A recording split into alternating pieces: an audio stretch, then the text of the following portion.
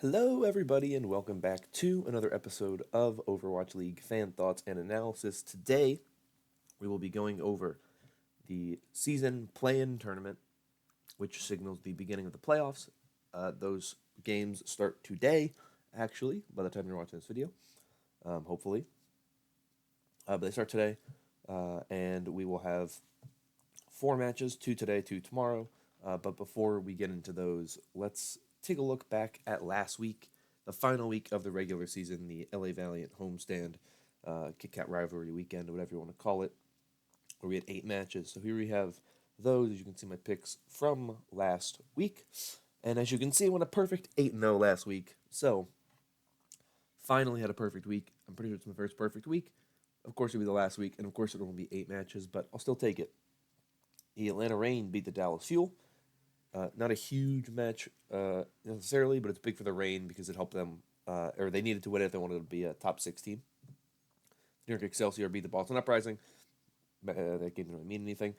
San Francisco Shock beat the Vancouver Titans. That game, once again, doesn't really mean anything in terms of standings, but it means a lot just going into playoffs and knowing who's the strongest team. Seeing the Shock beat the Titans says a lot about who's the strongest team right now. And the LA Gladiators beat the LA Valiant. Huge match because it pushed the Valiant into having to beat the Shock. They wanted to get into the season playoffs. And potentially gave the Gladiators the ability to get the number 4 seed as opposed to the number 5 seed. Doesn't really matter, but there's a bit of a difference in potential prize money, I guess. On Sunday, though, the Spark beat the Dragons, which gave the Spark the number 4 spot guaranteed and the Gladiators number 5 spot. The Atlanta Reign beat the Boston Uprising, which meant that the Atlanta Reign locked up a top 6 spot in the season playoffs, but they didn't lock up the number 5 spot because the Gladiators beat the Valiant. Vancouver Titans beat the New York Excelsior. That match was really entertaining. I thought it was actually a really good match. Surprisingly, I thought it would be pretty one-sided by the Titans, but the Excelsior put up a pretty good fight. How hard each team was trying, who really knows? No one really knows how hard New York is trying right now. Vancouver was really switching out a bunch of the players on their roster. And then by the end of the match, when it looked like, maybe New York would pull it out, they started putting in some of their better players. And it was still pretty close. But New York was also playing all of their best players for the most part. So it'll be interesting to see what New York and Vancouver do in the season playoffs. Like I said, who knows really what's going on with either of these teams right now? Who knows if New York is sandbagging or not, if they're trying. I don't really get the feeling that they're trying just because of the way they've played. They don't look like they're really putting in their all, but they did this last season too, and who knows if it's a strategy or if it's them just being bad. And the final match of the week was the California Cup, San Francisco Shock taking on the LA Valiant, and the San Francisco Shock won that match, which meant that the LA Valiant were eliminated from the season playoff contention. So, what does that mean? Well, it means we have our playoffs locked up. So, those were my picks for the week. You can see my overall record for the entire season is 194 and 86. My pick rate, or my percentage of correct picks, 69.3%. So, not too bad. Not great. I would have liked it to be a little bit better, but 69.3% for my pick rate. For my big pick record, that is a 66.6. So I had exactly 2/3 of the big pick games right, which is pretty crazy. So those are my pick rate percentages. Like I said, could be better, but I'm happy with those. I would have liked to get above 70 on my overall, but I had a rough couple of weeks in stage 4 that really pushed me down. But let's take a look now at the league standings before we take a look at the play-in bracket. But here we have the league standings. You can see our top 12 teams. As you can see, the Vancouver Titans and New York Excelsior are your 1 and 2 seeds going into the season playoffs, which means they will play the winners of the play-in tournament that will be going on this weekend. San Francisco Shock, though they have the better record than the New York Excelsior, are the number 3 seed as the team who did not win the Pacific Division. The Spark and the Gladiators and the Reign round out your top 6.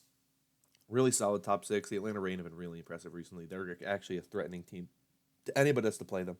It'll be interesting to see This means, of course, though, that the San Francisco Shock will have to play the Reign once we get to the actual playoffs, and the Spark will play the Gladiators, and the Titans and the Excelsior, who they play is to be determined. Going into the 7 through 12 spot, we have the Spitfire and the Dynasty at 7 and 8, which means they will only have to play one play-in tournament game and win one play-in tournament game if they want to get into the season playoffs. They will have to play the winners of the first round games, which will be between the Charge and the Chengdu Hunters as the 9 and 12 seeds, and the Philadelphia Fusion and the Shanghai Dragons as the 10 and 11 seeds. So those are your standings. As you can see, the LA Valiant just outside of your top 12. And it's kind of interesting to look and see, right? The LA Valiant have a better differential than both the Chengdu Hunters and the Shanghai Dragons, just worse than the Philadelphia Fusion, who have 3 more wins than the Valiant do, and their differential is negative, and they have a positive record. So if you look at the Valiant, at the end of the day, they didn't make playoffs, but you look at their differential compared to all the other teams that didn't make playoffs, it's so much better than all the other teams. The Eternal, who are the team who did just one worse than them, are minus 21. The Valiant are minus 5. Fuel, minus 27. Outlaws, minus 22. Which, Outlaws having minus 22 also is pretty big because they lost only 2. They lost 2 more games than the Eternal and only have 1 worse differential because they had that really strong stage 3 that really helped them out. So it's really, really big. Fun fact, Paris Eternal are the only team now to never finish a stage with a positive record. Ever. In the history of the Overwatch League, Paris Eternal, only team to never finish with a positive record. Florida Mayhem, Washington Justice both did this stage. Toronto Defiant, obviously, the first stage had a really good stage. But Paris Eternal, only team.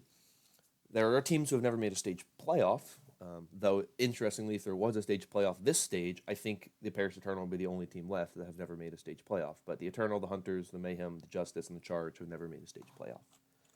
But the Charge and the Hunters are in the season playoffs, so I guess that matters more. But those are your standings. Not really much else to talk about there, so let's take a look, finally, at my picks for the play-in bracket.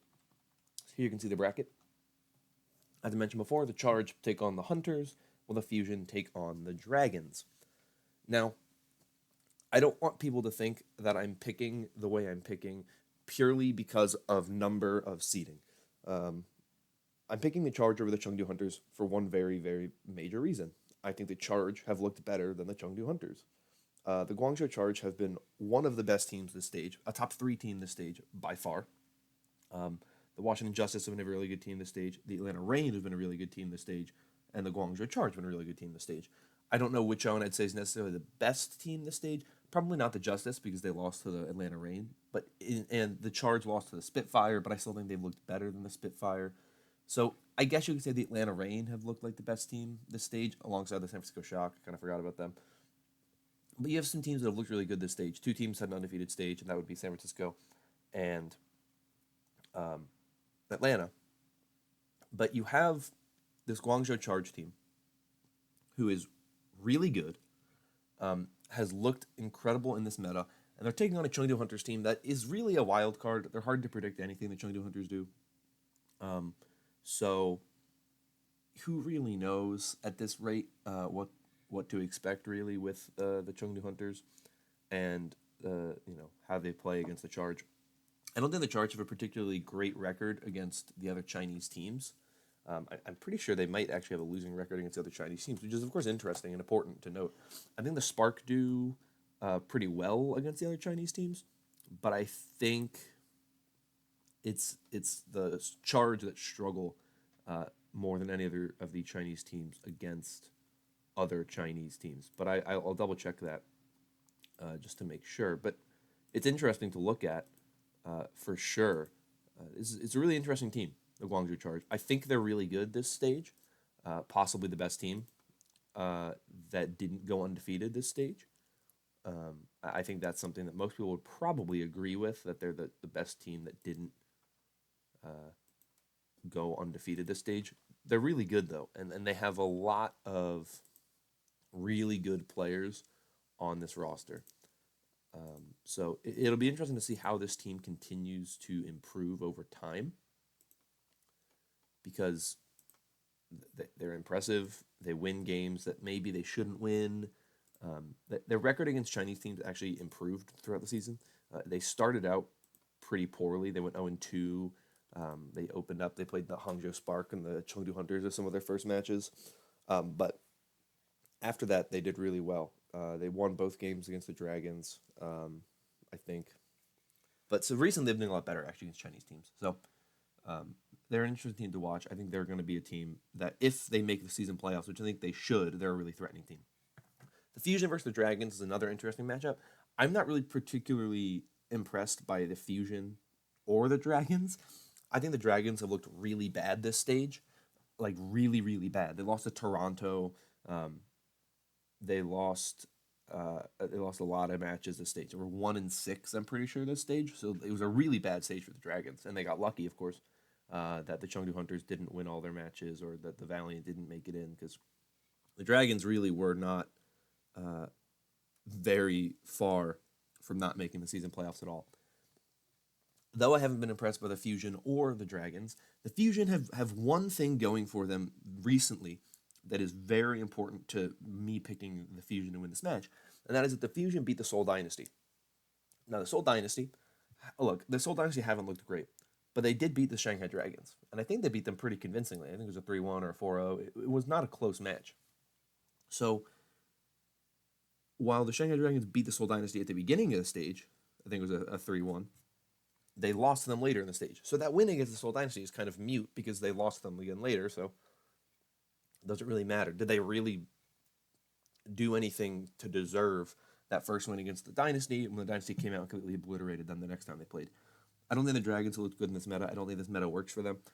They struggle when they can't have all three of their DPS players in, and that's something they need to address and work on if they want to make a run in this playoffs. Now, we saw them make a huge run in Stage 3 playoffs when no one expected them to, and they won the whole thing. So, at the end of the day, we will be seeing a different Shanghai Dragons team. I'm sure they'll look better than they have been.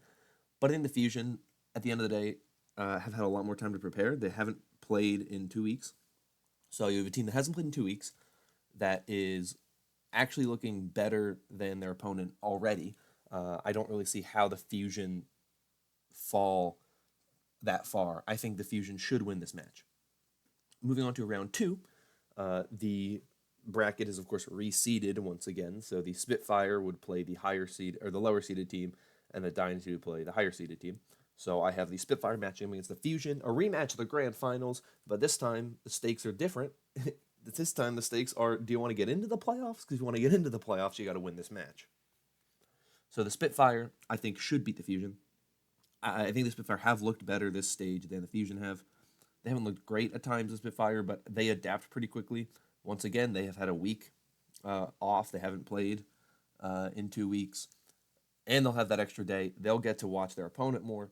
Now, they were under the impression potentially that they were going to be guaranteed for a top 6 spot, so does that have an impact on them? Maybe.